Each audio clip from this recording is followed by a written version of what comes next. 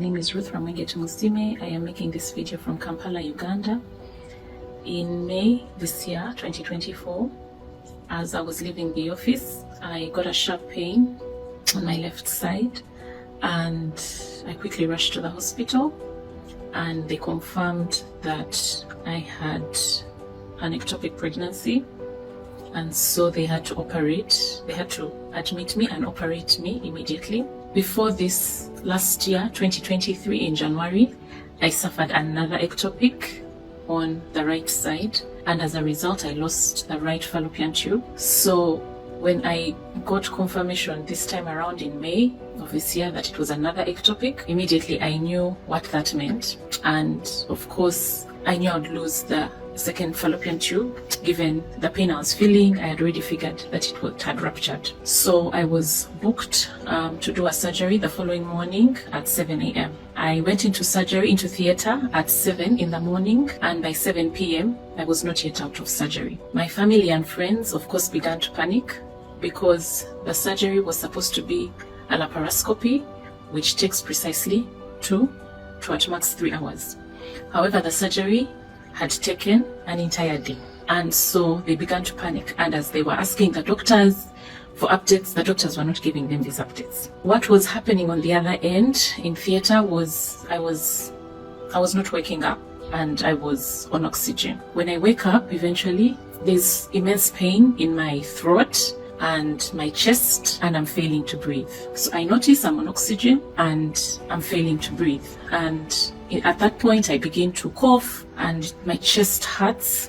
I can feel blood in my mouth and sort of wounds. I had cuts on the tongue and wounds. I could feel wounds in the throat. And at that point, I start coughing and I'm coughing out blood. I feel the urge to vomit and I'm vomiting buckets of blood. In that instant, I knew this is not how it was supposed to turn out.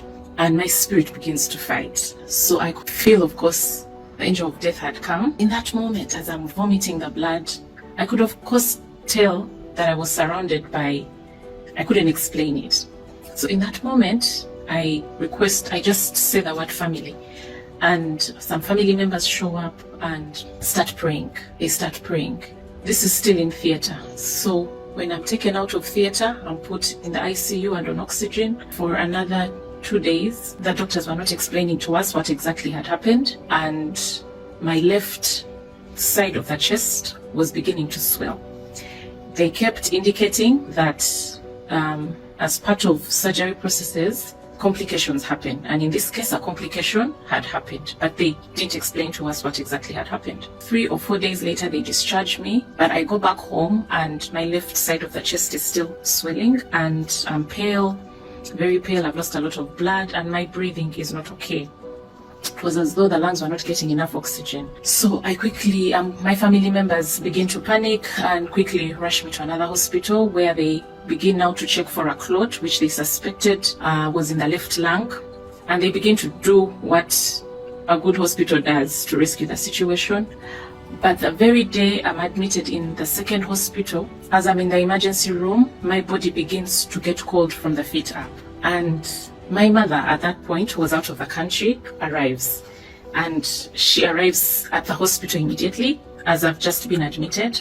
And in the emergency room, she begins to pray. My mother is an Nsppd and is always on this altar. She prays, the woman prays. And as she's praying, my feet that had started becoming cold, the legs begin to warm up. And I recall in the anthem how the women received their dead back to life. That's exactly what happened. I came back to life and the clot they had seen in the left lung disappeared. I went for review 2 months later and the lungs were clear. The blood they had seen in the left lung, the clot in the left lung had disappeared and the swelling had stopped. What was supposed to be a simple surgery, the devil had come to use it to take my life. And I'm here to testify that God healed me. That what God cannot do does not exist. What we saw him do in the days of the Israelites, he is doing now. He is bringing the dead back to life. I am here to testify that God has brought me back to life. I have returned to say thank you. Thank you, God. Thank you, Pastor Jerry, for being a servant of God, for calling this generation to prayer, to facing the devil head on and putting him to shame. We dey pray, it dey show. God bless you.